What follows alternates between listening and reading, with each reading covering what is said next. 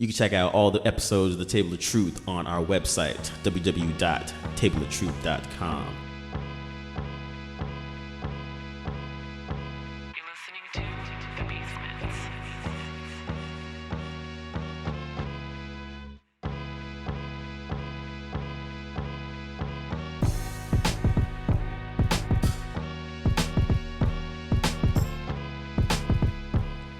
Welcome everybody to The Table of Truth. This is your man Cam.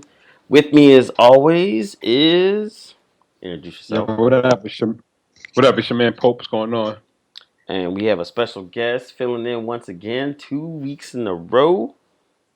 Returning Mayweather champ, Cam Prime, ready to defend, God. take out all opponents. Woo, let's go. Cam, woo! And Yo, can we ban? you can't ban him. He's already been 2 days in a row. I'm talking about Mayweather talk, yo. Oh, no, we're done with Mayweather. I'm done. Yeah, no more Mayweather. He's banned until at least another 8 months until he fights again. To that shoulder heel. At least we're done. fighting like September or some shit. Yeah. Oh yeah, something like that. It's all good. But yeah, man, we are back. Another exciting episode. We're gonna address. There was an article called the Oregon Trail Generation, and to give a quick summary of it, it was speaking about the people that were born between probably 78 to 81, 82, and how they're kind of like the lost generation right now because you have the definitive Generation X, and then you have these new Millennials, as everybody loves to call them. But this specific generation, they grew up at a time where they firmly remember when they first started using the internet and technology, but then they're also fully integrated in it, so they're not as jaded as some of the other Generation X's. But we all read the article and wanted to have like a nice discussion about it. What were you guys' first thoughts off of reading the article? Hold on. Before you even get into that, kind of give a little synopsis of what the Oregon Trail is for those who don't know. I forgot about that for everyone that's born 90 and up. Oregon Trail was a video game that was What the hell is that? It was not me. That was me by accident. ESPN update. Oregon Trail was a game that was on the Apple, one of the first Apple Macs. It was green screen, and it was a super simple text-based game with very limited animation. And it was a game that pretty much anyone that was born in 79 to 81, 82 played when they were in elementary school. And it was part of our weekly computer lab type situation because we only had computers once a week when we're in in grade school. And so it consisted for me it was Oregon Trail, hot dog stand, what's the fishing game with the mackerel or something like that? I forgot the fishing game already. That's horrible. And then we had to do a typing test to learn how to type, just basic word processing. Yo. Yeah. Go ahead. To be honest, I have never played Oregon Trail, yo. I'm gonna agree with Pope because I went to school in Compton and we didn't have, I take that back. I was in New York, so we that game was foreign to me. It was about the haves and have-nots. I mean, if you were into that and you had the accessibility to play that game, more power to you. Although I am born from that generation, quote unquote. So I remember I'm from the DOS logos era, whatever, So. Mm-hmm. That's what I fondly remember, and that's the earliest of PC gaming I can recall. So I never played that shit either. Even in school, we didn't have computer class per se until I got later on into school. But my computer at that time was speak and spell. Yeah, when it came to video games, it was just like Commodore 64. What was this? I had this old ass Commodore that we had a keyboard with, and we had a magazine that we would buy, and it would give you the code for the game, and you had to type that whole fucking line for line DOS in order to play the game. Yeah. You type in 150 lines of code, and then to play ping pong or some dumbness like that, yo. Yeah, see, I grew up in the suburbs, so we had, computer class once a week and had to learn how to type and all that crap. But the other thing they made parallels with is like, the age of Napster and all that stuff, and like, in the college, and like for everyone that was in the college dorms, Napster was huge because everyone was Yo, like, "Wait, you could." hold on. Yeah, go ahead. What is like? What's the age group? What year is it? Generation X? So, So, okay, from the articles I've read and gathered, Generation X is from like 1961 to 1981, quote unquote. Now, some have even had said if you it doesn't even fit. Like me, I'm in the late 70s, so we're like I don't know about you, Pope. What year were you born? 76. So you're a Gen Xer. Me and Cam are like the lucky ones, quote unquote, or the Xenials, or yeah, that middle road. So we're like in a like limbo, that dead zone.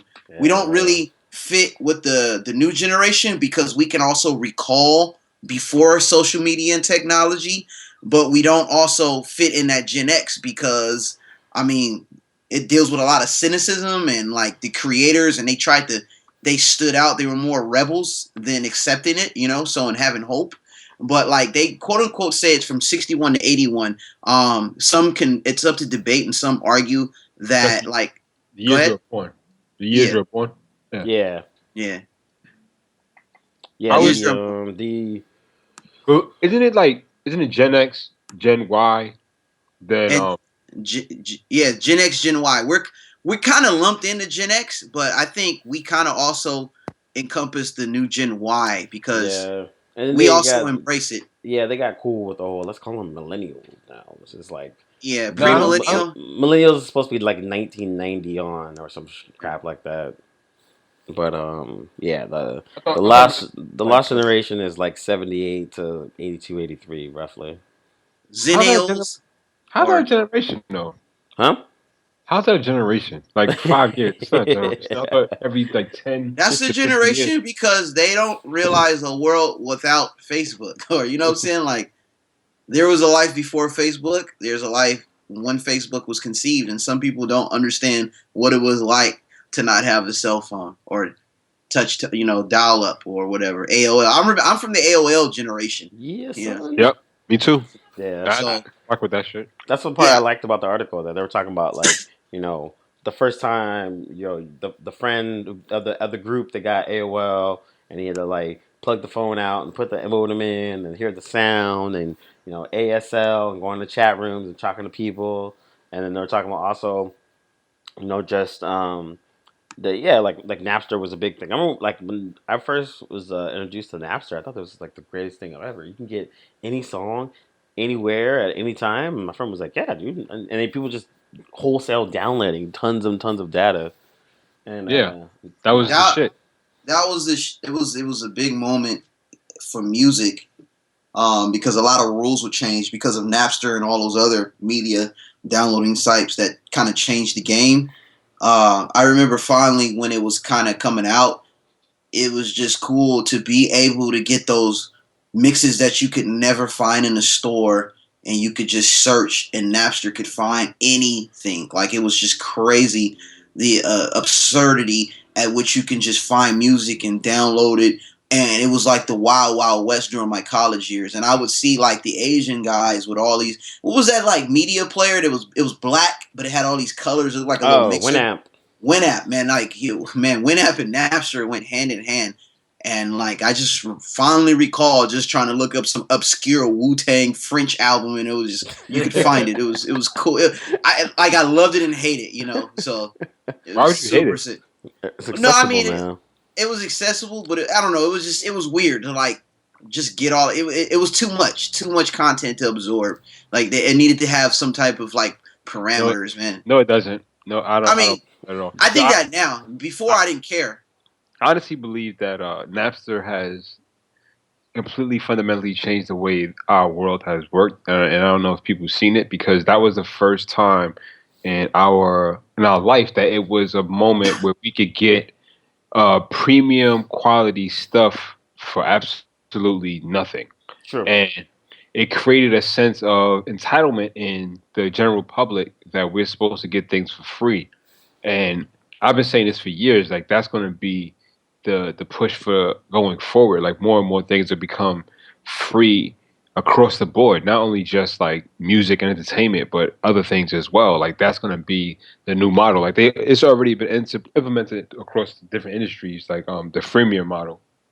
Yeah, well, I'm just thinking on the side of also from protecting not only the consumer, but I'm protecting the artist as well, because the artist, this is their creation.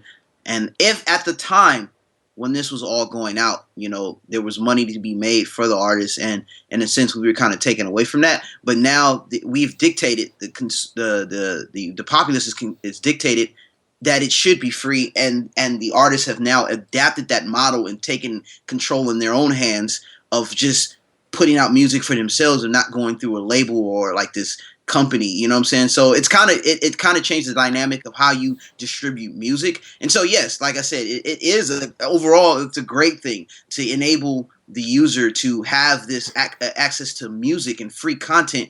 But at the time, it was like unbalanced, and now it's starting Yeah, to come back. like So when I was in the middle school, me and one other dude were the first people to listen to the Wu Tang album. And my cousin, like I vividly remember this. My cousin was like, "Hey, you should listen to this," and he gave me the tape, and I was like, "Some kung fu shit," and I was like, "What is this?" He's like, "Nah, just listen to it. It's good." I'm like, "All right," I popped in my Walkman, Sony Walkman, plug, and then went to school. I'm listening to it. I'm like, "Yo, this is pretty dope." And people would ask me what I was listening to, and I would tell them, and they would make fun of me because they were listening to like I don't know, JT the Bigger Figure and E40 and Too Short and that kind of stuff. And only one other person knew what I was talking about. We were having a conversation and we bonded over, listening to Wu Tang, and no one else in our whole, middle school listened to it. And when Napster came about, now it's like everyone can listen to anything at any time. So it eliminated that like almost that cool kid factor where it's like the people that the first adopters, like when you first saw someone with a Wu Tang T-shirt, it's not readily available before like Wu Wear and all that crap. But if someone had one, that was like, oh shit, like where'd you get that T-shirt? Either you went to a show or you knew somebody that knew somebody, and it was like that small, like almost elitism that they when Napster came out, kind of totally just disintegrated it, and then it just built back up again. I'm gonna piggyback off that and say like it's a deeper thing where like we've it gave us access to things we normally wouldn't get access because of its primitive nature. To go out and hear what's new, you would have to go to maybe a record store, talk to the record owner, and like vibe with people who collect music. Where Napster enabled us to like reach. It was like having the internet and going to a library in Indonesia. So having Napster, you were able to get music far and beyond the realm of which you grabbed accessibly, and that was attainable at your record store. You could just search, boom, let me search whoever, and this whole catalog of content was just at your disposal, and it was crazy. That was like in its early stages, that was unheard of. I mean, I was just like, wow, I'll never buy an album again. Being the music aficionado that I claim to be, I was just like, this is going to change the game. I didn't think of it at the time, but I was just like, something's happening. This is crazy to me, to have this much control and power to just grab and pick and choose musical content or even video content. Yeah, no, that's exactly true. And I remember because even with this was even b-boying wise, when you wanted to you're only limited to your small local area. We were in the Bay Area, so only got to see Bay Area type b-boys unless you bought a VHS tape, put it in, and like saw b-boys from all around the world. But around that time, that's when b-boy world was opening up their servers and they're allowing people to upload large files of this video content. So like a jam would happen on Saturday, and by Monday or Tuesday, the content would be up and everybody would be downloading it. And now we're watching kids from Korea who there's no way would ever see them or even know them. But we're seeing a whole competition and starting to see a whole new light of these b-boys. And now the world just got infinitely bigger as opposed to being a small little microcosm. Exactly. Yeah. I agree. Yeah, Go ahead, I see that as the benefit of the internet, but it's hard for the other generations, like we was speaking in the beginning, like to even fathom what the world was like before these things existed. Like, how do you explain to someone that in order to contact someone, you had to sit and wait? Well, that comes down to the main point of the discussion is, I mean, what do you guys feel like you fit in? Do you guys feel like you fit in between? Like for myself, I feel like I have the best of both worlds, and I don't know if it's a gift and a curse. I belong to a certain generation because I do have the cynicism of the Gen Xers, but I also, I do relate to dial-up. I do relate to rotary phones. I do relate to VHS. Or going to play outside, opposed to being in like I said, I'm from the era where I didn't get a cell phone until college. I didn't have a pager until it was forced upon me because my mom couldn't get a hold of me. I'm like, when you had to make plans, you made plans and you stuck with it, because if you didn't, you were, SOL. If you went somewhere and they weren't there, you're like, man, I'm gonna contact them. I hope yeah. You got to decide whether you're gonna wait or you're just gonna break out. Yeah. So Yeah. I mean, go ahead.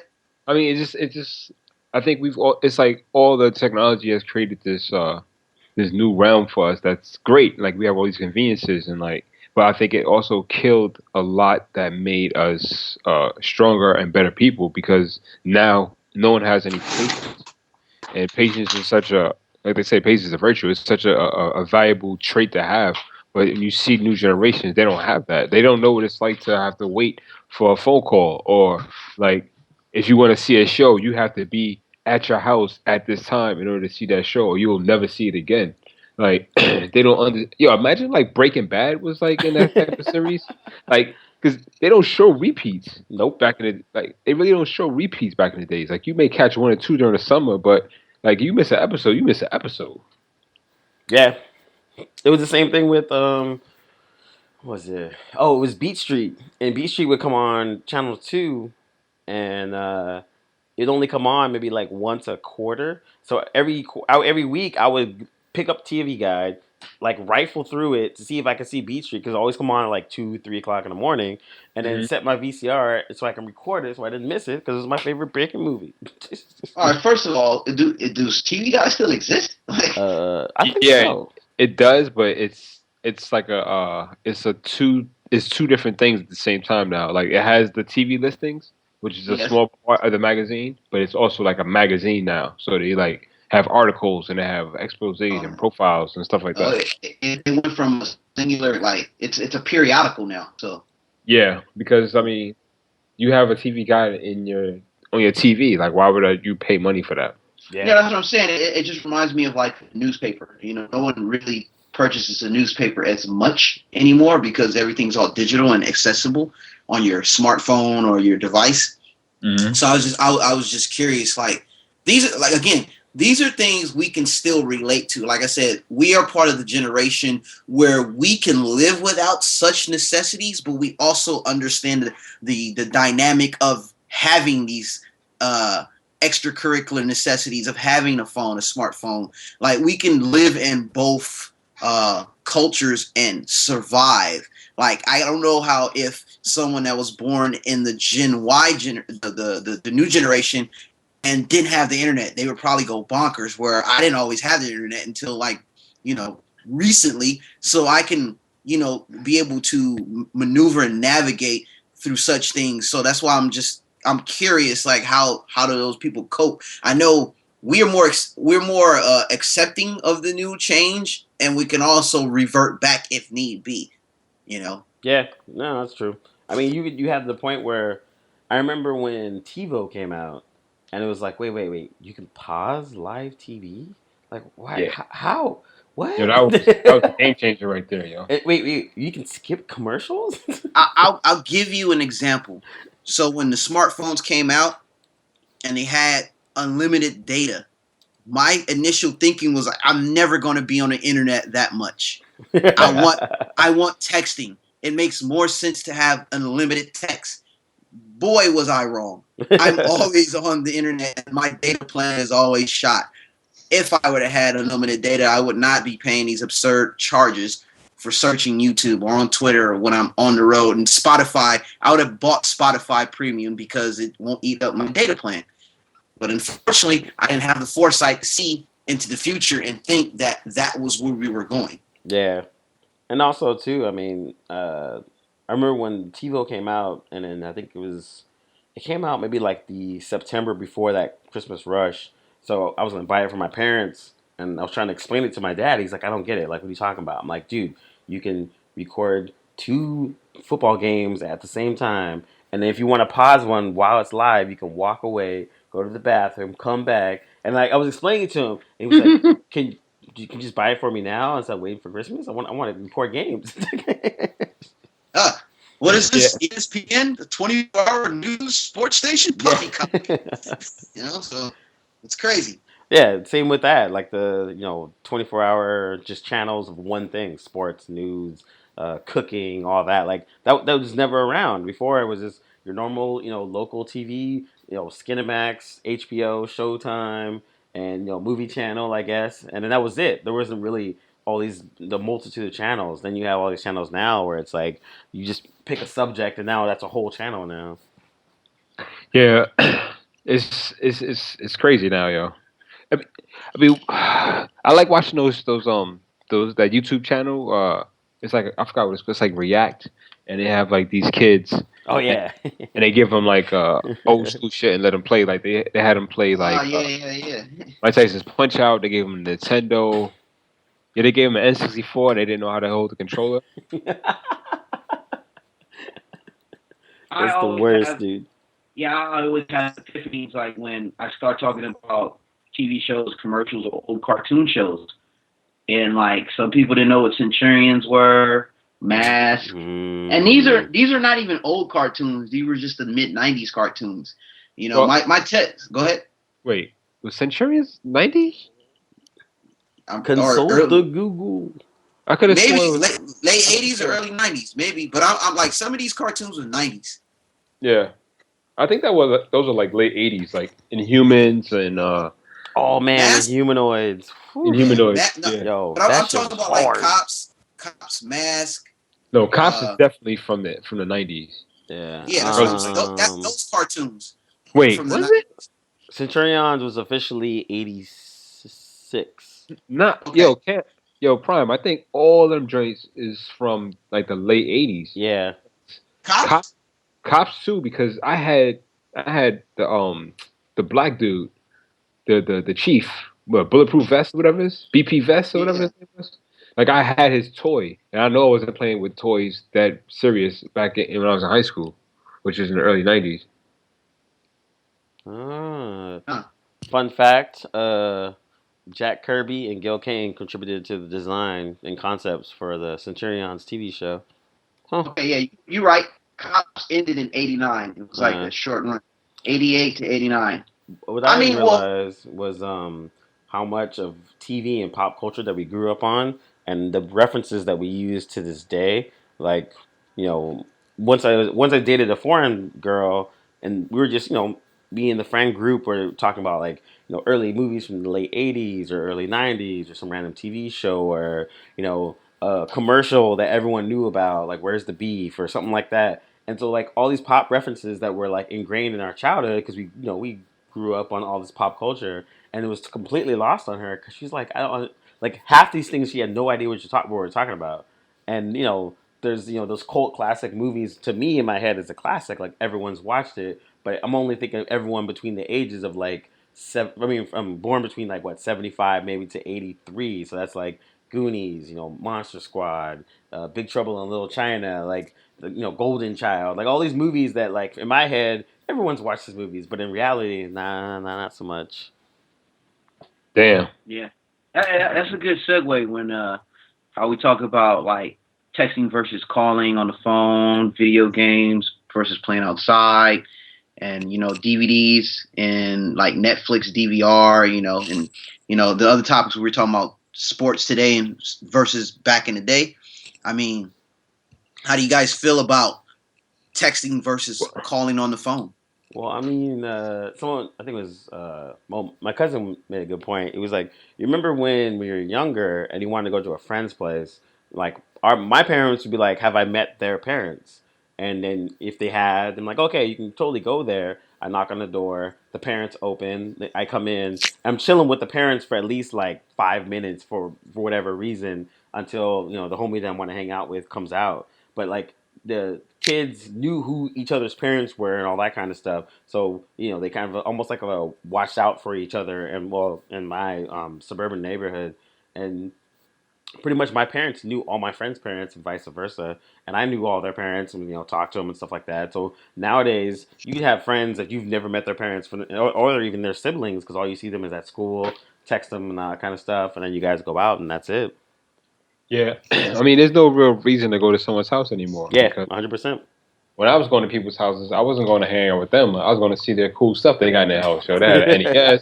They had a Yes. Super NES I didn't have access to. Yes. That's the real underlying message. You always had that one kid who had a gazillion GI Joes or who had the first Nintendo on the block. I mean, we were friends, but he had little toys that intrigued you to go over there and seek. Yeah, I don't know what his parents did or where they were getting his money. This kid, I swear today, this dude had every GI Joe known to man. Yo, he literally had a suitcase that he would pull out and unzip that joint, and the whole joint be filled with GI Joe. Joe, he had one bag just for weapons, Joe.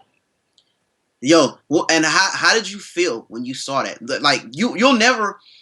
When was the last time you felt when he brought that suitcase out of GI Joe? Just like it is on. Like, have you felt that? Like being an adult, like you don't get that sense anymore of just being excited over little stuff like that. I guess not as an adult. Like when I was younger, maybe like I would like my boy would tell me he finally got that new game we was talking about for like 4 months. He'd been reading the EGMs every month, waiting for that drink to come out, and he finally got it. And it's like a 4-player like wrestling game, and everybody's there. Like that drink was like the closest thing I could probably get to it. Yo, this dude had a USS flag, B. Like you don't get no more crazy than that, yo. Yeah, the ours was Eric Otto, artist and illustrator, but he had TurboGrafx, and he had Genesis, he had Super NES. Then his dad bought like surround sound. I'm pretty sure he had the first DVD player of all of our friends. We watched Matrix, Lost in Space, and like something else, Twister or something like that on it. But it was like he was the one that everybody would go to his house. His mom stocked the cupboard with like snacks and stuff like that. We like watch DVDs, and like he was the first one with AOL as well. It was like the same thing. Yo, my other boy, the other same dude, the other kid I knew, you ever heard of a Vectrex? Vectrex, what's that? That was one of the other first video game systems I've ever played before in my life. It was like the crappiest system ever, but yo, it was the greatest thing at the time, yo. It was like a little black box with a screen, and it had a controller that you pulled out from the bottom of it, and it was just all like like every game looked like Asteroid, yo. But it had mad games on it, yo. Yeah, that's crazy because like I just out here in San Jose, they just had like Famicom or Anime. I don't know. It was some crazy convention, and I went to this venue that had all the every video game system known to man, dating back to like the older Commodore or Atari, and they had it all lined up, and it was something I've never seen before. I was like, "What is this?" Yo, there's a lot of systems out there that you've never seen before. But hey, like, I was gonna say, like, I remember. This is what I'm getting back to. Like, the moment when you saw, well, for me, seeing the first Nintendo was like the iPhone for me. You get what I'm saying? Like, that was huge. Plug. No, I'm saying no, seriously. Any like whatever like game changing ass toy. Nintendo was game changing for me. Like I literally, it's like seeing Street Fighter 2, game changer. Like I was just blown away. My cousins had it. They had Dr. Rob with the little robot, and you had to navigate, and the robot would drop this little spitting disc, and it would drop the pillars in the Nintendo game. They had Mario, and then getting back to the other point where it was that one kid. It was one kid who had the power glove and the mat where you can play track and field. Mm-hmm. My mind was blown. Like I was like, life can't get no better than this. Like it was just, this is what I wanted. And like it was crazy to me that this stuff was coming out at that time, being the age that I was. I was like literally it was one of the few times that I was really in awe, and I actually believed magic was real. You know what I'm saying? It was crazy. Like Nintendo, what is this? This is, oh my goodness! Like it blew my mind. What was the first thing that you saw that you felt like you were In the like you future. finally you finally hit the future, yo? Oh my goodness! That I saw that I probably hit the future. I think it was probably the internet, dude. That was for me. The internet, maybe yeah, Nintendo when I first saw it, because I got a Nintendo game for Christmas, but I didn't get the system until like my birthday, which was like 12 days later. So that was pretty game changing. I don't know, man. Just I think for me it was like when they whatever when they came out. What was before the iPod? What was that thing you had, Cam? That little, Oh, the MP3 player. yeah, man. I was like, yo, I got a gazillion CDs, and you could put it in this little thing.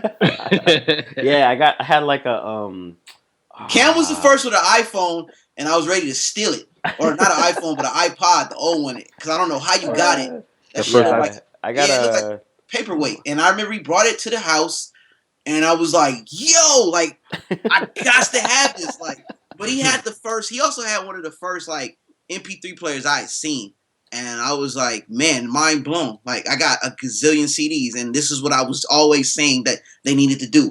To put something where I can bring all my music instead of taking these road trips and bringing shoe boxes of CDs. I can just have this MP3 player in the palm of my hand, and at the time it only probably held like 20, whatever, a certain amount of gigs of music, like but songs, like 1,000. yeah, yeah. 1,000 songs. So Yeah. I mean, right there was the cusp. I was like, yo, times be changing, you know. I So think I had what it was. I skipped when it went from like tape to CD, and then they tried to do mini discs with Sony and all that kind of stuff. So like mhm. I skipped the mini discs and I just kept with CDs, and then I got a Roxio. I want to say like Nomad or something like that, and all it really was a USB drive connected to something else that you could put your headphones in. It could hold I think 13 songs, 14 songs. So it didn't have that much space, but that was the first like MP3 player I ever had. It was awesome. No, right on. I think like for me, I think what put me over when I started feeling like we were going into the future is when I held like a device that had a touchscreen.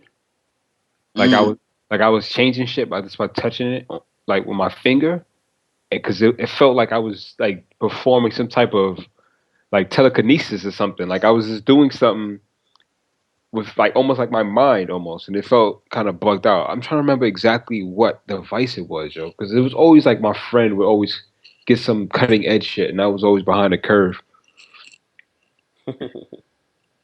But Yeah, I hear you. I tell you now, the thing I've seen recently that makes me feel like I'm in the future is that Microsoft HoloLens. Have you seen that? What? What is that?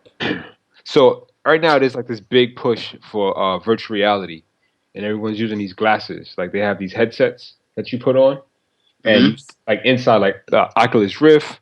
PlayStation has Pegasus. There's like Facebook bought Oculus Rift, and there's like one more, but there's a bunch of other smaller companies all building like these virtual reality glasses, like these big like glasses you put on, and like you see computer graphics wherever you look. So Microsoft created these things called HoloLenses, and it's glasses, but what they do is when you look through them, they create a ARG, which is like augmented reality. So What? when you look through it, you're looking at your house, but you're seeing computer graphics placed on top of it. Oh, what? So like if you look it up, you'll see one of the videos. They have like this one like demo where they're playing Minecraft, and dude is playing Minecraft in his house, like on his desk. And like, What? and then dude looks over and like he takes the hammer that he has and hits his wall, and the whole wall collapses, and it opens up a whole nother part of the game, yo. What the hell? But it's laid on top of actual reality. Yo, you look at your counter and you look at your coffee table in your living room, What? and you see like dragons walking around and stuff, yo. What? I'm just gonna say this. I have seen some of that technology. I can't really go into details about it, but I know exactly. Skynet is Yeah. real. Yeah, A bunch I've of companies are moving that direction. yeah. I've seen some crazy stuff. Like I almost ran into a wall playing with it one time. Like it was crazy. It was pretty cool, you know. And they're just scratching the surface on those things, and it's just gaming right now. But I don't know. I'm just imagining the possibilities in the direction they may or may not go towards. So, but right now it's strictly gaming of what I've saw and witnessed. So like think of like Cam, not Prime, but Cam. So think of like Google lenses, right? Yep. That's what it's called, right? Google Glass. Google Glass, yeah. So imagine that you're looking through it and you see like the internet and stuff like that, and on that little screen. And so, but you're looking that close, it looks a little bigger to you, right? So from what they show with the HoloLens, like you look through the joint and there's like a digital UI that's like Minority Report in front of you. But utilizing the reality around you as opposed to just having this flat screen or whatever.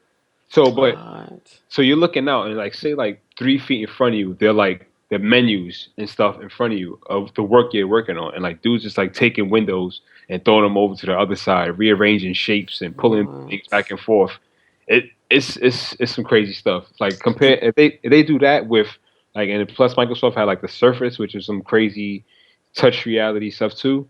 Like I feel we're on our way to the future, man. We're really close to like holodeck level 1, yo. Bruh, we're about to do what Tony Stark does in the movies. I'm saying, dude. Minority Report, Tony Stark's, all that. Well, you know what's crazy is so I watched Tomorrowland this weekend, and one, it was directed by Brad Bird, who did Incredibles, yeah, Ghost Protocol, Ghost Protocol. But the movie was cool because it kind of got that sense of wonderment and awe and creativity that a lot of the old school Disney movies had, like Last Starfighter and Escape to Witch Mountain and all that kind of stuff. And it was basically just a commentary on how we've, as a general public, we've gotten too cynical. Like all these things, all these people are creating and making these, amazing things, but we're too distracted by like reality TV shows or dumb politics or this other stuff to see like the creations and like technologies that people are working on. I mean, we're all glued to our our smartphones and stuff, but in terms of like actual technological movements and advancements, a lot of people don't really know or see what's really going on. And it's some amazing stuff. That dude that I think we posted up on, or I posted up on Table of Truth with no arms, but he had like mechanical arms. That shit was bananas. Yeah. I saw that video. They're like, make a fist, and his robotic arm made a fist, and he was like, oh, dude, Skynet is real. It's just Terminators went running around.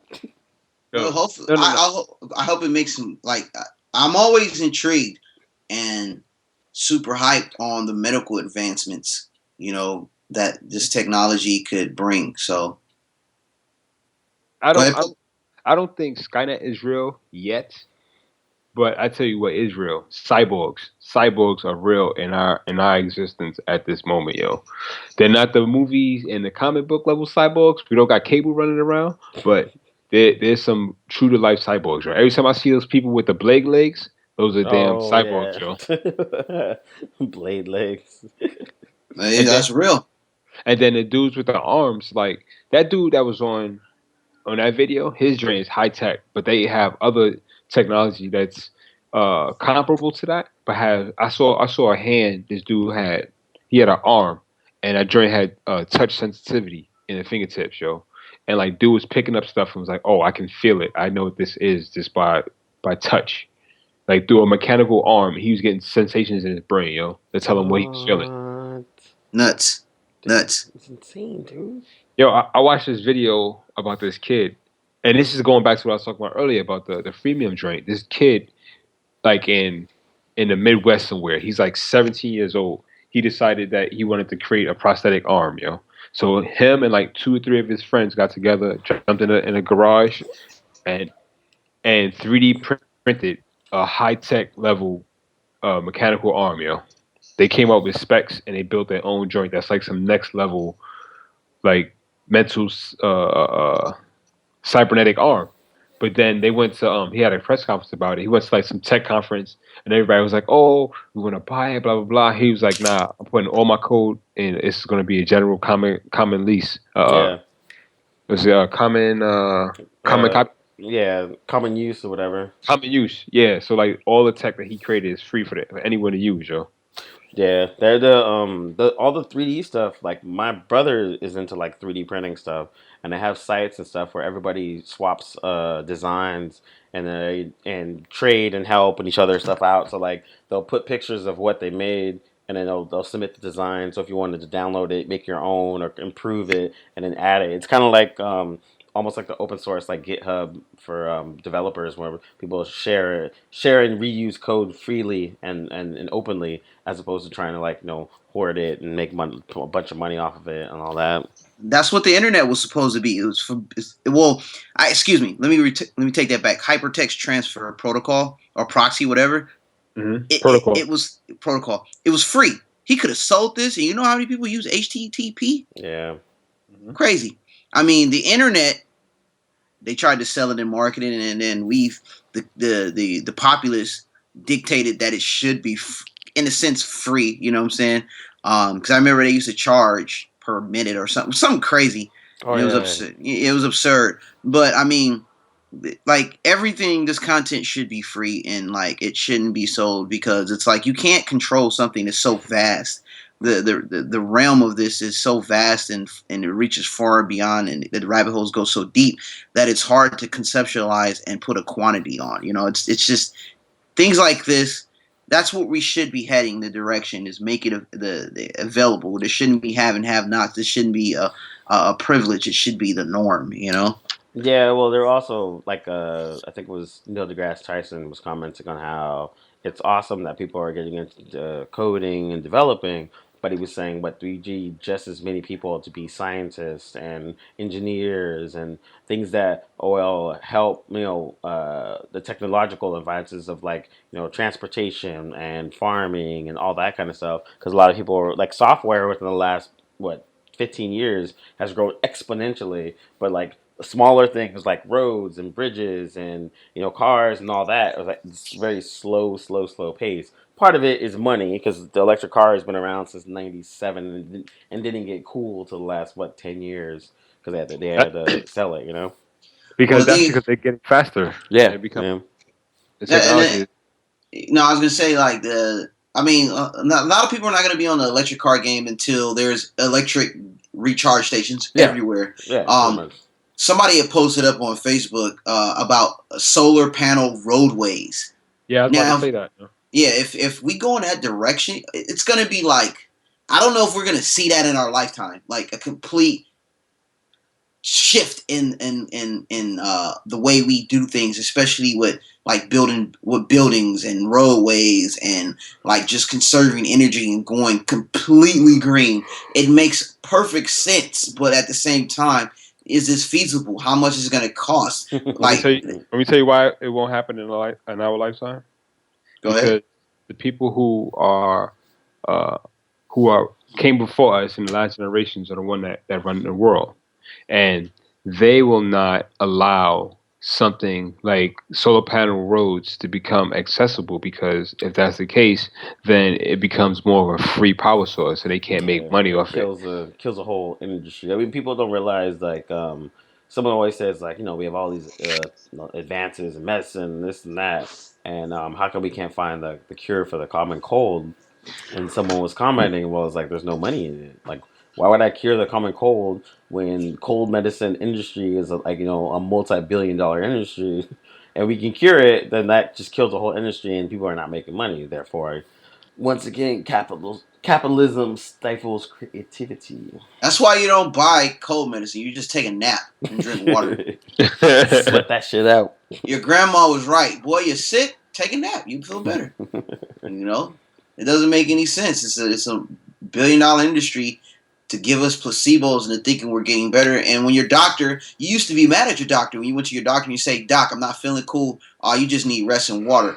No, I need medicine. No, in reality, they probably were right. You just need rest and water and just eat a little bit better, and you'll get healed if it's a common cold. Because it's coming to the point where I'm starting to believe that, like, either we don't make a strong enough drug or medicine that can cure it, or it keeps adapting and it's getting used to all these like like I was different gonna say these different antibodies that they keep feeding us instead of just giving us the ultimate cure where it can knock that out. No one wants to be sick. It's the worst feeling, especially when you get older. You can't recover from a cold anymore. I used to get healed in 3 days. Now it takes like a week and a half, 2 weeks.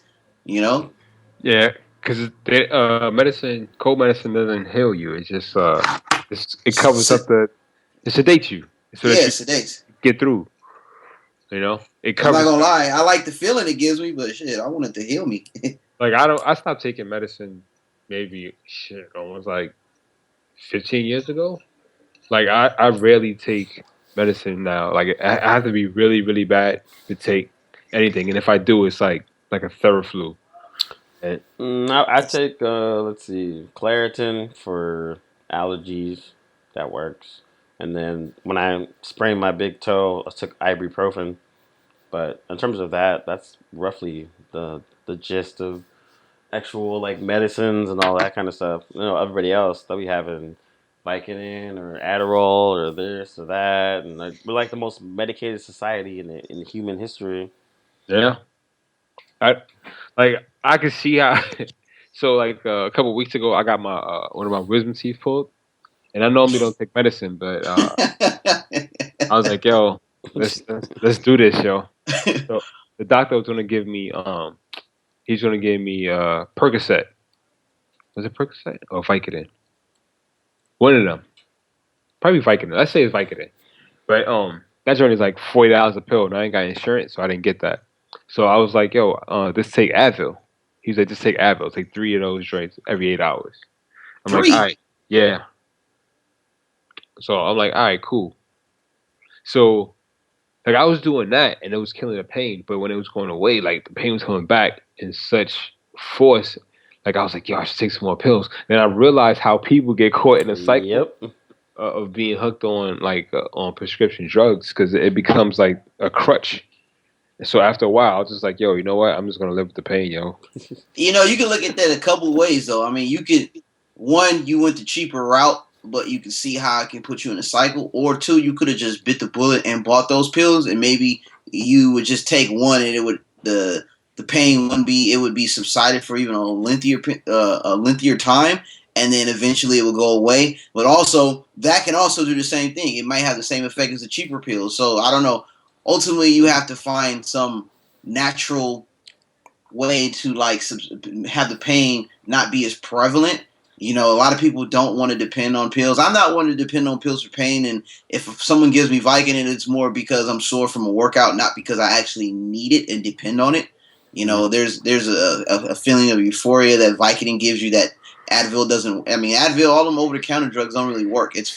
That's like minor. I mean, stuff like a wisdom tooth. When I had my wisdom tooth teeth taken out, I wanted the most potent stuff that they have. But like I empathize with you. It's like, and like, what's good? Yeah, no, I'm gonna take it even further. Parents need to stress the important. Like they tell you, brush your teeth, floss, blah blah blah, but they don't stress the importance. And I hate to go off subject. They don't stress the importance of having your wisdom teeth removed in a timely fashion, because this ranks up there in my top 3 all-time pain thresholds. I've never ever want anybody to go through wisdom tooth pain. It is the worst. And to all my homies that are parents, tell your kids, get those things removed. It's no joke. It's real. It's oh my god. It's I real think in the aren't you streets. supposed to only like remove them if you have to? Like I told the dentist to remove all those little, I don't even want to curse, but like I was like, 3 of them don't hurt. I don't care. Take them out. I never want to go through that again. Ever. Ever. It's the worst. It is the worst. Yeah, I don't know. Like my other ones are fine. They're good. I'm just gonna leave them where they're at. Nah, I'm good. If one of them start acting up, they all get punished. So what happens when you have kids? Like one kid breaks a dish, everybody gets put on punishment. If he acting up like a wisdom tooth act up, he get it. They all get it. I'm just saying that pain was unreal, Pope. Yeah, It's crazy. Yeah. It's not fun. Not at all. Yeah, like I haven't had my wisdom teeth pulled. I just had probably like 2 or 3 root canals within a month situation, and even then, oof, nah. It's one of those things where same thing with like I said, I sprung my big toe, and that one toe was like destroying my whole world. Couldn't walk, couldn't do nothing. Never taking my feet for granted ever again. Oh man, your feet are real, man. That's like the most pressure I points. need to get me one of those foot massages the old ladies uses. Take care of your feet, and it'll take care of you. um, nah, but I think also too, like, which is all these crazy advances. You're right. Like, people are quick to over medicate and all that kind of stuff, as opposed to just like putting some tussin on it and rock it out. I seen Yeah. somebody with some tussin the other day. I was curious. I actually just wanted to sip it real quick to see what the hype was. Real tussin. That's our generation. I don't know what they take now. I mean, Yeah, I can't believe people drink that drink to get high, yo. it's the new thing. I know a cat. Some That's not new. syrup. That's old. Yeah. No, I Syrup. know. I know a cat who don't do the traditional drugs. He don't even drink alcohol. But boy, when it comes to syrup or bow or perp or promethazine lean, he is all about it. And like the crazy, it's so crazy to me. Like they put it in soda and like these crazy drinks, and Yeah, they be mixing it. yeah, oh man, it's nuts. That drink is called well, pancakes and syrup is it's like the syrup means Robitussin and like Percocet, right? Jeez. Yeah, it depends. I don't know the science behind it or all the concoctions. I just know my homie always have like a Sprite cup or some type of soda cup, and he got that tussin in there or that codeine. And boy, he be walking. He looked like somebody from a VA commercial. I remember the VA commercials when you needed your VA, you be leaning. That's what he be looking like, man. Jeez, off that lean. Lean, like just lean. Off that. I had it once, but I needed it like straight tussin because I was sick, and that was like a life challenge. You ever tried taking tussin and trying to stay up? Woo! Boy, But it's weird though. You see, like I live in Bed-Stuy. It's predominantly African American, and you see the older generation that walks around, and you can see they're physically looking in bad health. They're either overweight, they're missing limbs, they're drinking at 9 a.m. in the morning. Like all these like bad behaviors from when they were younger are paying dividends now, and you would think the younger generation would see this and be like, "Ooh, don't want to be that." But we're kind of a lot of the younger generation heads down that same similar path. well, I also look at it like you have a lot of our generation and future generations are more health conscious than they were in the past because they do see the downfalls of their parents and their elders. Like case in point, like you always see the person always putting a selfie up of they're working out. You would never seen that 10, 15 years ago. People Because there's post. no way to do it. Well, no, I mean, or even talking about it. Like it's common conversation to talk about fitness. Yeah, that's true. You know, so like we are more. I think we're more health conscious than we were ever before. And now the people, even our elders, my mom, case in point, for example, she's even become. She was fortunate enough to not get hit with anything crazy like some diabetes or anything, and like try to change her lifestyle. But she started seeing her friends and family fall off due to like losing a limb due to some like crazy gout and diabetes and it's nuts, man. Hypertension and all that stuff. Yeah, it's real. It's real. She can't eat what she cooks anymore, and she has to be a piggy eater, and she's up there in age where she can't eat everything. And I think we're the same way too. I mean, we had to give up certain things. Like I said, I can't eat a burrito before bedtime anymore. I can't eat 2 to 3 plates of food on Thanksgiving anymore. I'm good with one solid plate and some dessert. They think something's wrong with me, and I'm like, no, I can't do it anymore. I'm at a certain age that I feel like crap the next morning. I don't want to feel like that anymore. So Yeah, it's just like drinking super heavy, yo. Like, Yep. I mean, in the past we used to go out like, yo, we're gonna get tore up tonight, yo. We're mad drunk. Like now I'm like, yo, I don't want no part of that, man. Give me a couple drinks, give me a glass of water in between, and let me rock home. I'm trying to get up tomorrow and do something. That's. I mean, and it's interesting when people still drink like they're 22, 23, and they're 36, 37, 38, 39, 40, 41, 42, and that bounce back is not even close to what it used to be. You get, you're drinking all night and you wake up and it takes you like, 27 hours to recover. Dude, the last hangover I had took me a full day to recover, yo. And Yep. I swear I didn't drink that much, yo. Well, I felt it for like the next like 19 hours, yo. That you get that pain in your bones, tired, yo. I'm like, Yeah. like yo, Drinking. I don't know how people still drink Long Island, yo. Like, Oh, yeah. Ooh. to me, this makes no sense, yo. I know when I was like my later years of drinking and people was like, hey, you want some? Like, I don't fool with clear liquor. Like, I've seen what clear liquor does to people. Or like It's just, vodka? yeah, all that Ciroc, all that crazy, it changes them into block monsters, man. I was like, I need sippers. I don't want to damn like let's take shots. I was like, Nah. what? No, I'm good. Yeah. Like, I don't want to be doing backflips off the roof. I don't want to. I need something brown makes you sit down. That's what I used to always say. Sit down.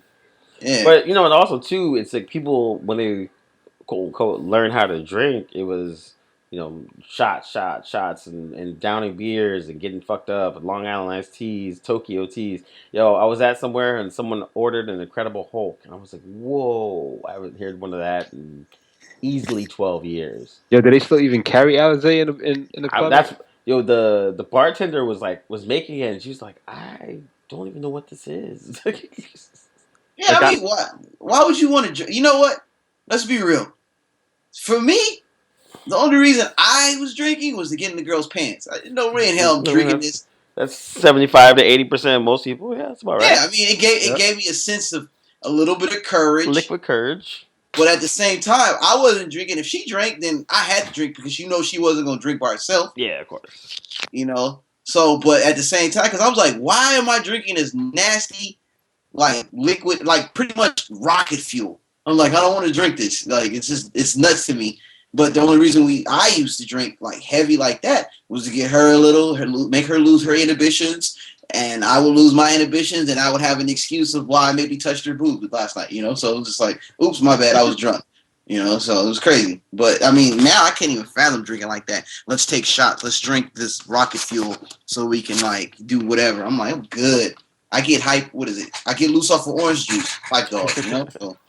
Yeah, I was trying to explain to somebody because they're like, I don't like the taste of liquor or whatever, and I was like, all right, cool, but have you had like a good drink, or you were always just drinking crappy shit like Red Bull vodkas or rum and cokes or something like that? Like once someone introduced me to like better cocktails, and then I was like, oh, these are actually really delicious. Like even if you don't like alcohol, a lot of these bartenders are such whizzes about just mixing ingredients that they'll make the most refreshing, like cucumber lime lemonade drink if you've ever had in your life, and there's no alcohol in it at all. And so, like, I started to be more of a fan of like these bartenders that would just like come up with these crazy concoctions and like have an actual proper drink, or having a better understanding for scotch and whiskey and bourbon and all that kind of stuff as well.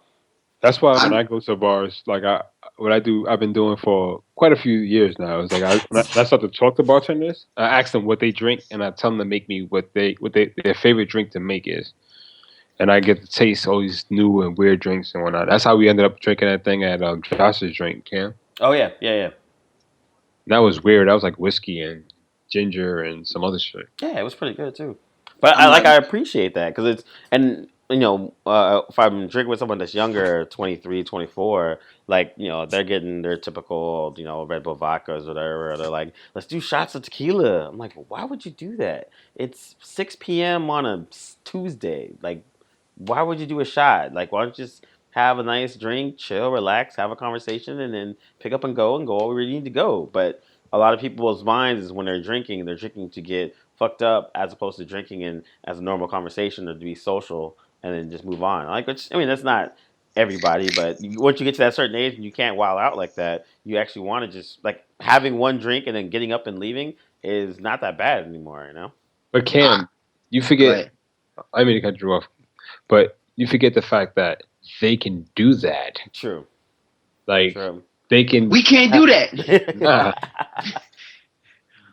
they can have 3 or 4 shots and plus have like 3 or 4 drinks and be good the next day, yo. Oh, yeah, I remember those I'm days. good, man. I'll be cold front. Give me a Mm. Coke with grenadine on the rocks. You know, I'm good.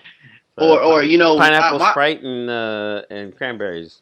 yeah. I mean, my telltale sign was when I couldn't feel my kneecaps or I couldn't feel my bottom lip. I was good. I was like, I don't need to drink anymore. Because what is Yeah. it, Cam? 2 Carroll Gardens. Oh Woo! yeah. Oof. No more. Yeah, those Yeah. they'll get you. They'll get you. What the hell is that? What's that? I said, what is that? 2 Carrot Gardens. Oh, it's a drink over at the Flatiron Lounge, cocktail spot, 19th and 6th, and it's a whiskey base in the same realm as Bobby Collins or Preakness, and essentially it's just like pure whiskey, but it's, as a cocktail. And they're delicious, but you don't need no more than two. You if you're drinking more than two of those, you need to go home. Like You drink more than 2 of those, you ready to rob a bank. yeah, Like, and I've only done it drink more than two twice, and it was never a good situation. When we were coming up, we had this drink we created that was not even a drink. It's just more like a dare. It was called the itty bitty ditty bag, and it's basically you had to take a shot of Hennessy and then chase that with a shot of 151. Good God, why? why would Why? you do that? Because if you drink it, remember you ever see G.I. Joe the movie? Yeah, So when Sergeant Slaughter was training the new recruits, they was like, "What happens if you don't make it? Then I'll send you home in an itty bitty ditty bag." So that's what it was. Like you drink that drink, and we send you home in an itty bitty ditty bag. Because after that, you write in the cab and you go home. oh my God, why would you even do that to yourself? So no one ever drank it. Like we came up with it one night, and we thought it was a super joke. And one night it was Joe. This dude thinks he's like the hardest guy who's ever walked the face of the earth, yo. So he's like, "Yeah, I walk across sun, so nothing can hurt me, yo." So it's his birthday, and we at Second and Second, which is like this karaoke bar, and down on the Lower East Side, and we already drinking a whole bunch of shit, and he was talking mad shit, like, "Yo, give me whatever, yo, I'm throwing it back. We partying tonight, we wilding out." I'm like, "All right, yo, why don't you do an itty bitty ditty bag? Let's do it." Everybody was like, "What?" All right. So he was like, "Yo, I do it if Dwayne do it." So Dwayne was like, "Nah." So I convinced him. He's like, "Yeah, I do it." So they did the shot of Hennessy, right? And Dwayne makes the usual shot face that he always makes, which he can never keep it. He always looks like he's faced by Pacquiao and shit. So when Joe went to take the shot of the 151, Dwayne took the 151 and poured it in the plant next to him. I don't blame him. Yo, no lie, 15 minutes later, this dude was done, yo. He was done. They was carrying him out the bar, yo. So he was stumbling, and he was waiting outside for the cab, and it was like there was a sniper across the way and shot him. Boom, he lost. Crazy. Yeah, I mean, also too, like you said, like you now that you're a little bit older, you know your limits. So it's like you get, like when I go into a Brooklyn social and off of Carroll Gardens, like the bartender Matt is really really cool. He'll make me a really good old fashioned, but he automatically sets down a pint of water right next to it, like it's just automatic out the gate, and it's I like that, like just because he knows he's like, oh, we're gonna drink, a couple of old fashions. He makes really good ones. They're very strong, but like having that pint of water and being consistent about drinking it while you're drinking definitely balances out. And also too, it's like, oh, you know what? It's about 8:30. Been here for about an hour and a half. I got shit to do tomorrow. I can get up and go, and I have that like maturity to do that. Where before, nah, they rock till like 12. Nice rock to Wow. 1, 2. You get there at 7, get there at 12, and rock till 12. Nah, why not? Oh wait, there's new girls here. Oh cool, we'll just stay till 2 o'clock. Oh, it's only a Monday. Ah, no big deal. What am I doing on Tuesday? No words get done on Tuesday. Yeah, exactly. Yeah. Like I said, you learn how to drink in college. That's what it was for me. I learned this from an alcoholic. Before I went to college, he told me, he was like, You drink anything and everything in college, and then you figure it out. You understand what you like and you don't like, and what works for you, and blase blah. And boy, oh boy, I've learned a lot in college of like how to drink and how to be a mature drinker. You know, can't be going in there ordering like the sun, moon, and stars because you're gonna be having your head in the dirt looking like an ostrich after the 25th hour. You know, so it's just nuts, man. Like the crazy things I see people order and drink, and they go hard. Like, but again, this shows my age.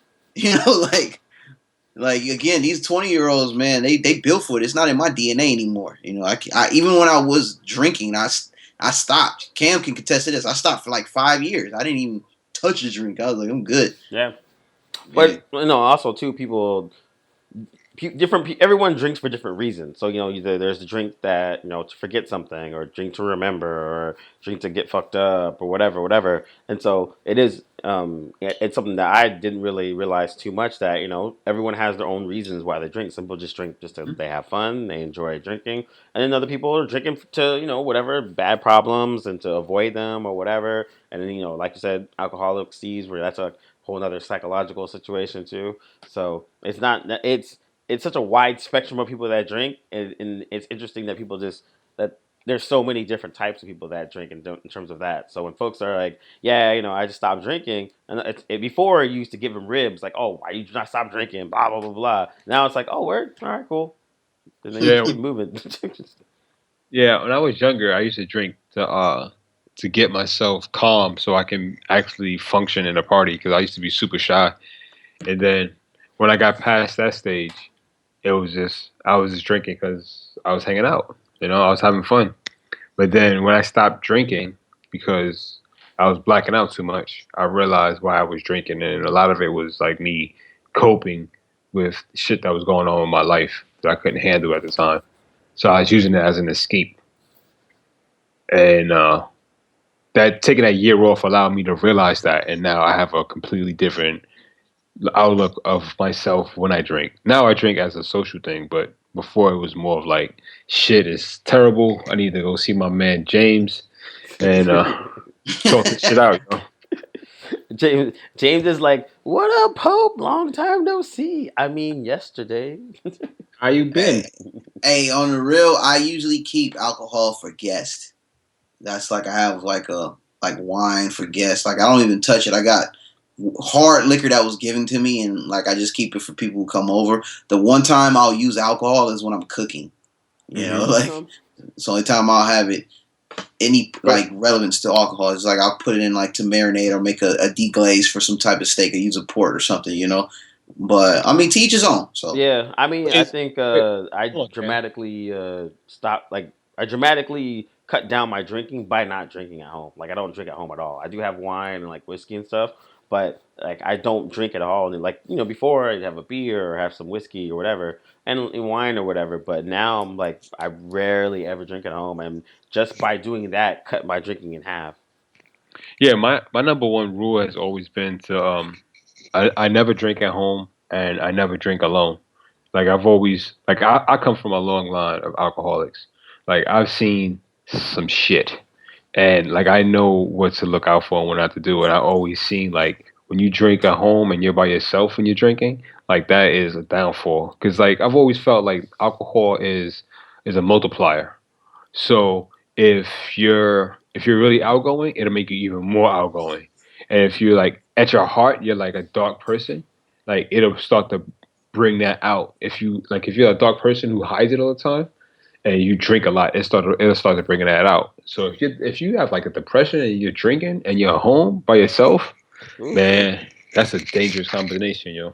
Yeah, I mean, I think it's when you're at home and you're finishing a whole bottle of anything, whether it's whiskey, vodka, wine or whatever. It's just like that's a cause for some pause.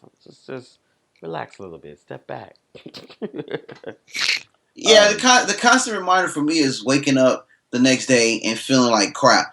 That's all the convincing I needed. I feel like I lost a kidney one night. I was like, I never want to feel like that again. And people say I'll never drink. No, there was one pivotal moment in my drinking history, where I literally thought I might have coughed up a vital organ, and I was like, I don't ever want to feel like this again.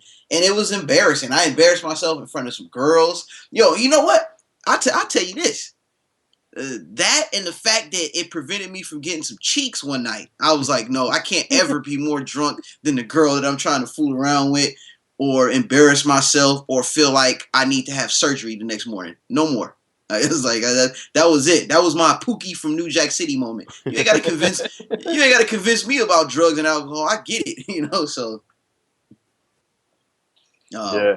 it's just crazy. It's just crazy. So, I mean, again, if you know how to drink, more power to you. I'm not knocking it, you know, because I still I miss having the social drink from time to time, but it doesn't bother me. I think it bothers people more that I don't drink, so I have a Coke to make them feel more comfortable. I don't get uncomfortable when people drink around me. It don't bother me. Yeah. So to make them feel at ease, I'll have a Coke. And they're like, "You sure you don't want anything?" I was like, "Just give me a Coke or a water." Yeah, you know? and I think that's what it is. Like I've been around girls that don't drink, and so then it's almost like it cuts out a lot of social gatherings and engagements. Where there's other people that like, oh, I don't drink, but I don't care if you drink or at all. Like they'll like you said, get a Coke or whatever it is. And I think that's the difference where drinking is still a very social thing. And if you're around a bunch of people that do drink and you don't, then you're just grabbing a water or whatever it is, and you're just chilling. You're more there for the in social engagement as opposed to. But other people, when there's someone there that doesn't drink, that's when it's kind of like, man, we're all getting really fucked up, and then you're not. So now we feel more self conscious. I guess is the best way to put it. Yo, Cam, Prime. Yes. Like, so you stopped drinking as a conscious decision, or was it because of a religious decision? Both. Like, I felt like for me to like really focus on the religion, I had to really cut it out. And I had my slip ups here and there. I'm human, but at the same time, I was really drinking in college just to just be drinking for any. Like, I wasn't an alcoholic or anything, but like I was just like, I really don't need to drink this much. I'm not really big on drinking anyway. You know what I'm saying? So if I did, if I was actively drinking right now, I would have the social drink, the one drink or two drinks, and I'm done. I never had to feel the need to really out drink anybody. That's more of an ego thing. And like I said, if the majority of my time in college or pre-college or after college drinking, it was more to really encourage the girl to drink and to get her inhibitions a little loose, because they would maybe be on type in the situation to be tense. But now I'm mature enough to have a conversation with somebody normally without having to drink, because there was no pressure.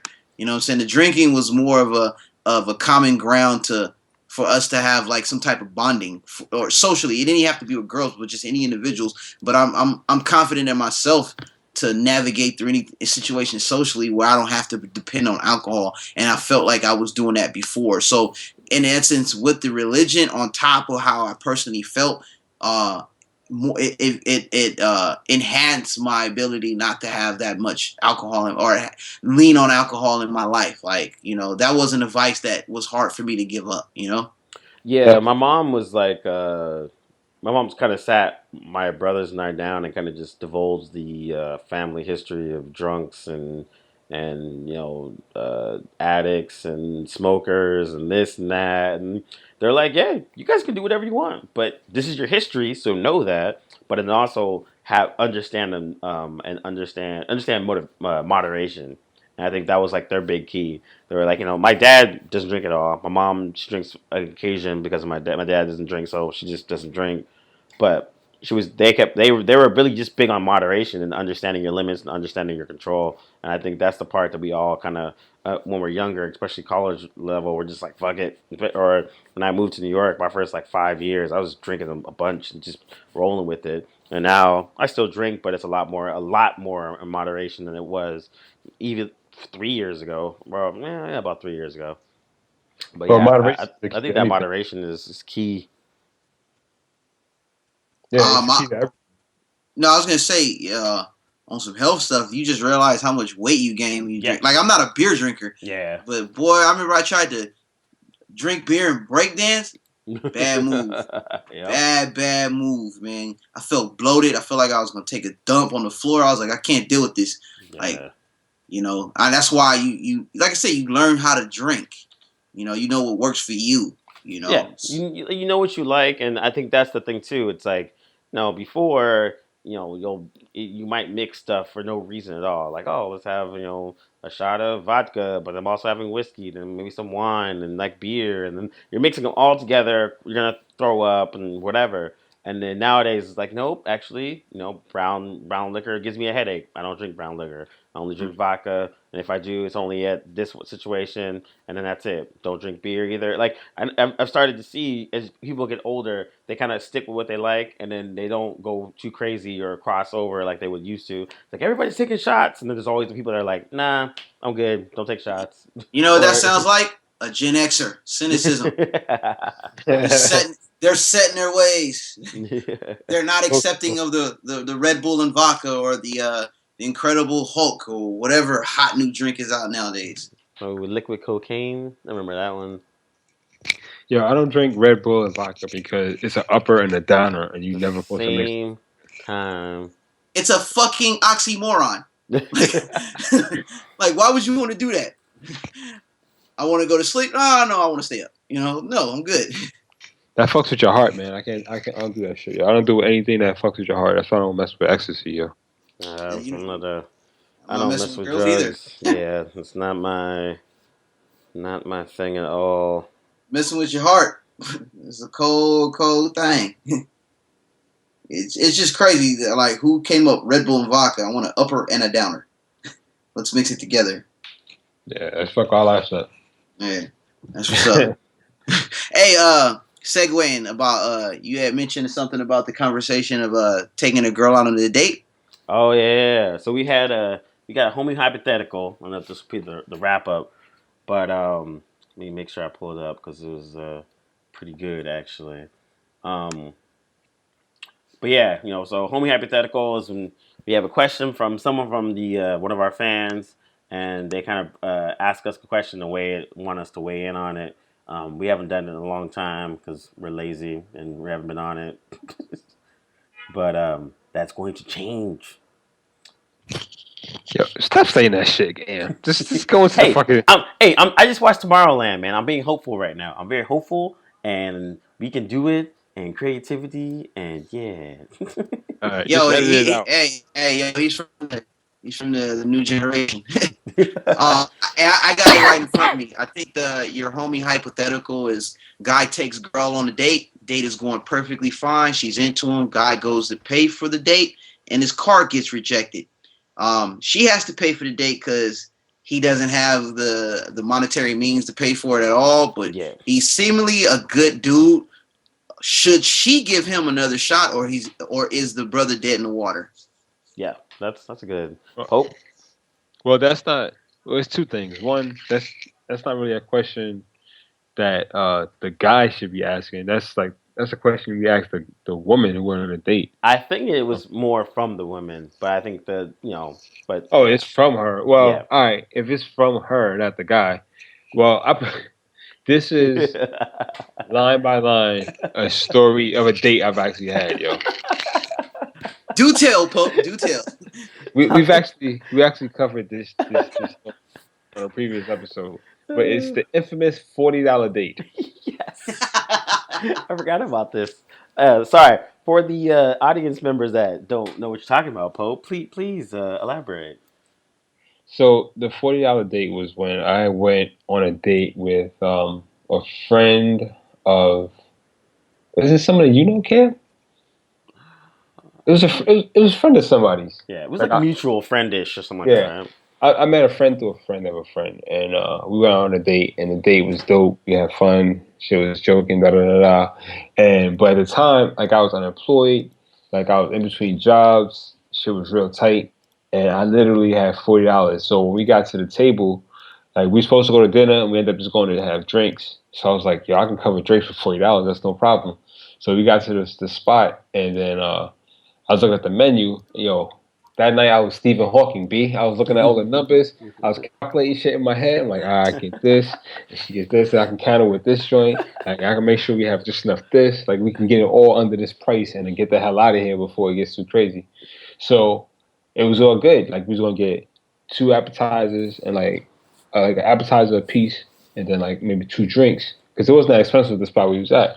I'm like, we could be good. So, so she was like, yeah, well, we just get 1 appetizer, and then oh, look at this, you get a whole bottle. I was like, wait, a whole bottle of wine, we could just split that. I'm like, yo, wine can't be that expensive. I'm like, yeah, let's get that shit. Wishful thinking. The bottle ended up being like $27, and then the appetizer was like, I think like 11 or some shit. So I'm like, all right, I'm good. So what I forgot to calculate though was the tax. So it came out to like, so like the date was going on, the bill came, she went to the bathroom. I was like, fuck. So it came out to like 41.27 or something, yo. So I was like, yo, I can't pay for this shit, yo. So I'm looking at the dude. So I was thinking about, yo, maybe I should I think I tried to talk to the dude to see if he could let me slide or some joint. And he was like, nah, B, ask her for the money. So I went back. So she came out the bathroom. I'm like, yo, this whole night was really dope, but I don't have the cash to pay for all this drink. I have $40 and it's 41.27. She's looked at me like, yo, you fucking, oh, it's so good. Don't worry about it. Here, I'll take care of it. Boom, boom, boom. So she paid for it and we broke out. And then I never heard from her again. So the moral of the story is, give a nigga a chance.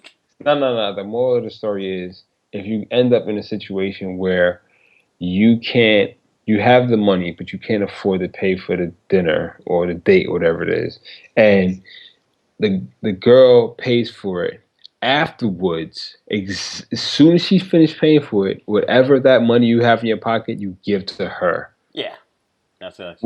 And I forgot to do that part, and that's what's up, yo. Okay. So I don't know. I mean, I look at it like this. If you know, look, if I'm the guy and she kind of knows my job situation, maybe it was a mistake, you know, anything could happen. That happened to me. I wasn't on a date per se, but I was with a female companion that we hung out a couple times, and I was like, oh, I'll treat you for lunch. And my card got denied, but it was like legitimately somebody tried to access my account. But it's the most embarrassing thing that can happen to you, especially when you go out of your way to say, I'm going to take over and pay for lunch. And it's the thing, you know, the thing to do. Mm-hmm. She was totally cool with it. One, because she knew my work situation. She knew where I worked, and she figured it was like some abnormal behavior going on my credit cards, and she didn't even think twice, and she paid for it. And I told her immediately, like, I promise, like, I will get the next dinner or whatever. I'll make it up to you. I said something, but I think it's more, she knew my history and it wasn't a big deal. And it wasn't like a traditional date. It was like, we already hung out. So it took the pressure of me saying I didn't have it, but it was just a weird thing. I was like more scared. Like, I was like, what's going on with my account? I know how much I got in there. Why is my card not working? And so she was like, don't even worry about it. But yeah, I think Pope, the right thing to do was to give her all the cash that you had at the time and say, here, you know, apologies, you know, but I don't know. It's just crazy because, you know, I think you as a guy should have took control of what was supposed to be ordered.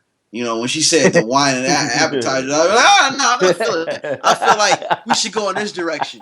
You know, you got to be real smooth about it, you know, or you don't eat at all. She eats what she want to eat, and she's like, you're not hungry? No, I'm good. You know, I ate earlier, type of deal. Was that Half Baked with Dave Chappelle, where like the dollar sign is going through the whole date? Yep. Yeah, dude, that's happened, B. Yeah, I mean, I think the girl should give the dude another chance, especially if the date was going well, but at the same time, like, that second chance is his chance to hit the shit out the park. Like, it should be on some like. Yeah, if you get that second chance, you gotta really hit him with some pitch shit. You get rent the jet skis, go out to the Ellis Island. Yeah, leave your wallet at home, girl. You gotta bring her to a Brazilian steakhouse. Like, there's money's no object that night. You know, it's just crazy because it's as a guy, that's embarrassing, man. Like, just especially. This goes back to when I was a youngin', and my mom would always like, where you going? I'm going out with my friends. You got money? No. Well, you can't go out.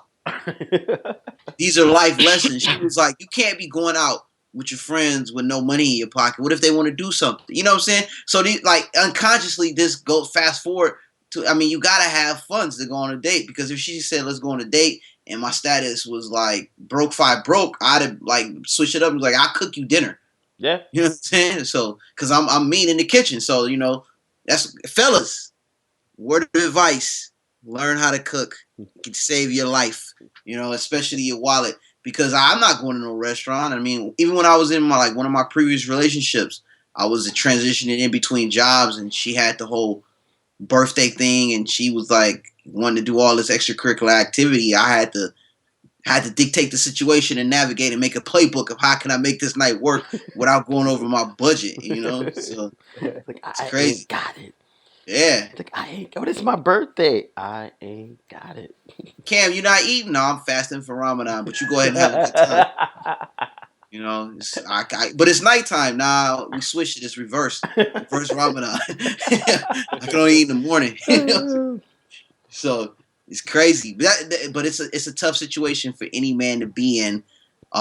It's already hard enough trying to get the girl to go out with you and get the number, and let alone not have the funds to pay for the whole date. It's crazy.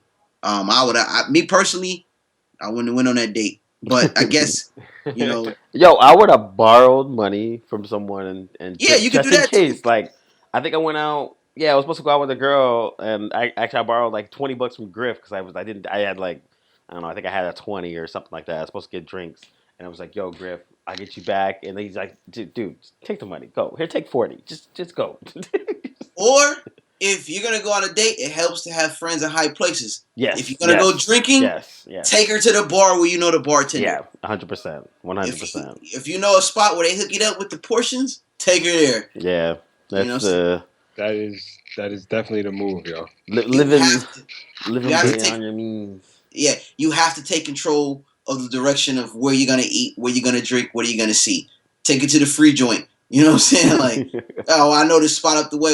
I know the DJ. Or you don't act like you don't know the DJ. She don't know no better. Like, if I take a girl, you know what I'm saying? Girl, right now, if a girl, like, if I didn't have the money and where I work at now, I work for a tech company, I was like, girl, we can eat at Infinite Loop. You know what I'm saying? It's free food, free tickets for me. But she don't know. She ain't the wiser. She think I'm paying for it. So that's what I would do. You use your resources, gentlemen. Do your research. Yeah. Gotta get intel. You hit up Griff, like, man, she likes this and this. Can you hook it up? Just tip him out real nice. You know what I'm saying? So yeah, that is 100% true. That shit makes it so much easier too, because then you know ahead of time, and you don't have to know surprises out of nowhere. But exactly. yeah, man, that was dope, dude. Let's wrap it up. Let's get some final words. Pope, we'll go with you first. God damn it. Yo, my final word is do your research before you pick an apartment place where you're gonna stay. Son, my apartment is the fucking worst. I'm glad I'm getting out of here.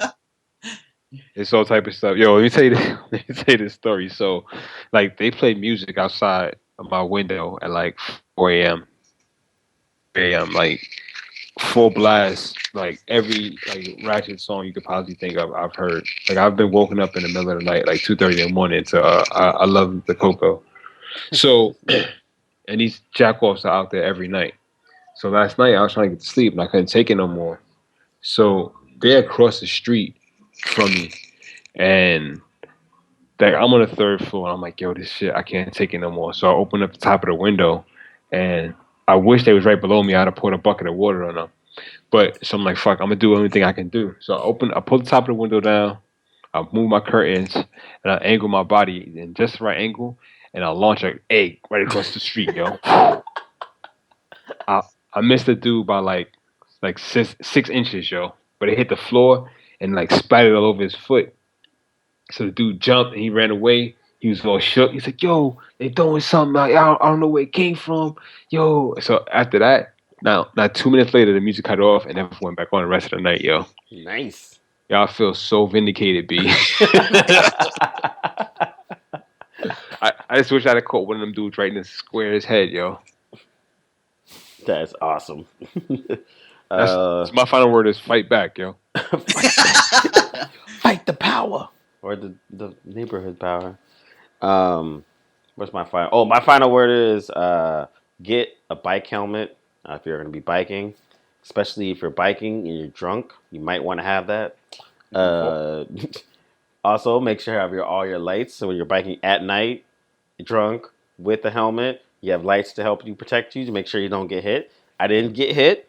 There was a couple close calls, but just it was a nice reminder. I have my new ProTech helmet coming in the mail tomorrow, and I'm putting on my lights tonight. But yeah, summertime is here. My bike's fixed. I've been riding around the weekends. It's been very good exercise. But yeah, just trying to make sure safety first. Cam. Mine is a little two-part, half and half. Final word. My final word is for Pope. Welcome to the iPhone family. I'm proud of you, B. You know, y'all was fronting on these Samsung Androids. Y'all just need to get with the real program. I'm glad. Cam, you got an iPhone. If you do, more power to you. If you don't, get down and lay down. Second part of this. Wait, can we first put a disclaimer why you're so pro Apple? I'm a company man. What can I say? But at the same time, I don't push the product on you. I'm just an enabler. I put it out there. It's up to you to take it, brother. You know, I'm like Al Pacino and Devil's Advocate. You know, I'm just putting it out there. Welcome to the evil empire. We welcome you. Second part, as a kid growing up, this was a topic that was brought up. We didn't really touch base on it, but virtual games versus playing outside. I'm pro both. You know, virtual games. I'm gonna say this: virtual gaming, having a Nintendo kept me out of the streets, kept me from getting into bad behavior. But at the same time, there was no better feeling than playing outside. It's what we look forward to. And with that said, we had a one fat kid rule in our neighborhood because every day in our block was the Olympics. We didn't have out of shape kids when I was coming up, you know. So, I mean, like, again, playing outside was the end all be all. You could get into so much, man. There was so many things. Games were created from playing outside. Freeze tag, hide and seek. You know, leave you round up. Yeah, Man, cartoon tag. Yeah, it was good. So that's my final word. Play outside. To all you young kids or your parents out there, have your kid play outside. Give them a healthy dose of half and half. Nice. Go buy an Apple Watch. Go buy an Apple Watch. No, I'm playing. I'm joking. Jesus. Don't buy an Apple Watch. I don't have one either. So stop promoting. Yeah. Unless we're sponsored. Yeah, hey, go get that Google Glass. Oops. All right, man. This is the Table of Truth, and we are out. Peace. You can listen and download to all of our episodes of The Table of Truth on iTunes. Just search The Table of Truth podcast. The Basements.